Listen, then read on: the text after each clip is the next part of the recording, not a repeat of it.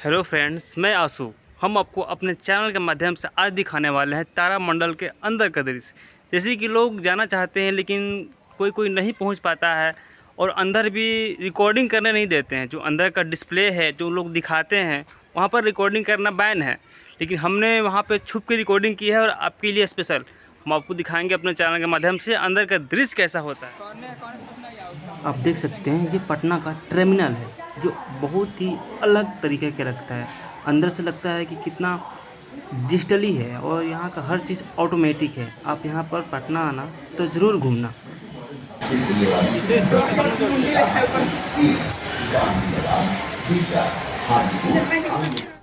इस यंत्र को आज से 10 साल पहले तारामंडल में प्रोजेक्टर के रूप में यूज लिया जाता था। अब तो हर चीज़ डिजिटली हो गया है। वहाँ का डिस्प्ले भी एक एलईडी डिस्प्ले बन चुका है। ये सब बंद हो गए हैं जो शो पीस के रूप में रखे रहते हैं। अब हम तारामंडल के डिस्प्ले रूम में एंट्री कर चुके हैं, जहाँ पर एलईडी टीवी के ऊपर हमारा सौरमंडल को 3D के रूप में दिखाया जाता है। आपको ऐसा फील होगा कि हर चीज़ हमारे सामने से गुजर रहा है।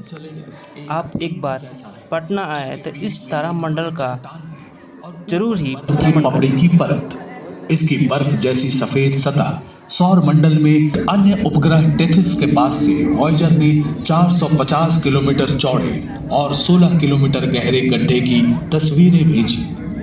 पृथ्वी पर मौजूद टीम ने इसका नाम ओडेसियस रखा। ओडेसियस यानी इथका का बादशाह, महान ग्रीक नायक। करके गति प्राप्त की और अपने अगले गंतव्य की ओर बढ़ चला, जो था गुरुत्वाकर्षण ने टूटे हुए टुकड़ों को एक साथ वापस खींच लिया और मिरांडा का पुनर्जन्म हुआ। वॉयेजर 2 ने यूरेनस परिवार के पास केवल कुछ दिन बिताए, फिर इसने गति पकड़ी और यूरेनस के गुरुत्वाकर्षण ने इसे इसकी अंतिम सौर मंडल के बारे में हमारे ज्ञान को और भी समृद्ध किया। अब समय परिवर्तनशील वातावरण और आश्चर्यजनक मौसम परिवर्तन पहली खोज थी जिसने वॉयेजर टीम का ध्यान आकर्षित किया। गहरे अंतरिक्ष की अत्यधिक ठंड में नेपच्यून के उग्र मौसम को बढ़ावा देने वाली ऊर्जा की उम्मीद शोधकर्ताओं को नहीं थी।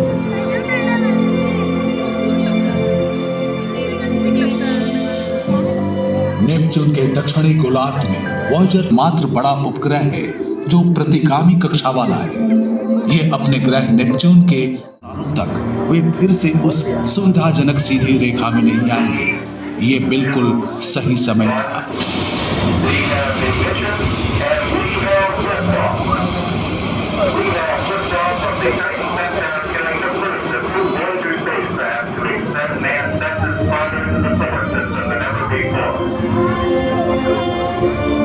अगस्त सन 1977 वॉयेजर 2 को अमेरिका के फ्लोरिडा के केप कैनवरल से लॉन्च किया गया। 5 सितंबर को वॉयेजर 1 भी अपने जुड़वां यान के पीछे पीछे इतिहास की सबसे लंबी यात्रा पर निकला।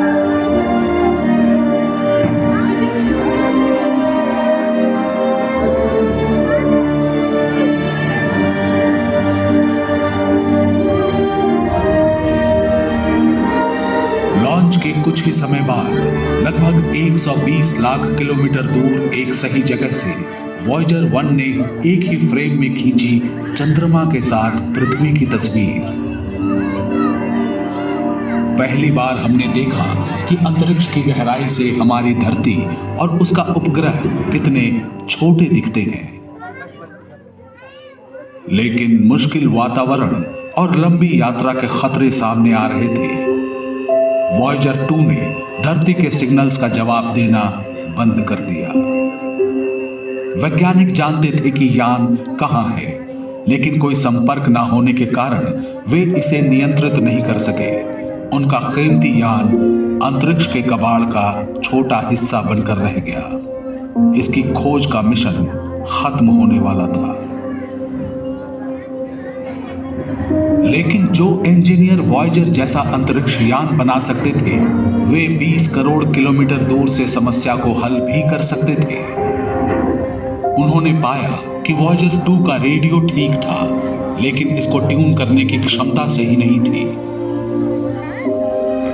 नासा की तकनीकी टीम को करनी पड़ी और वॉयेजर 2 के रिसीवर से मिलान करने के लिए पृथ्वी पर ट्रांसमीटर को फिर से ट्यून करना पड़ा। उन्हें हर बार संदेश भेजते समय ऐसा करना पड़ता था। आज भी कनेक्शन कभी कभी टूट जाता है, लेकिन वे हमेशा इसे ठीक कर लेते हैं।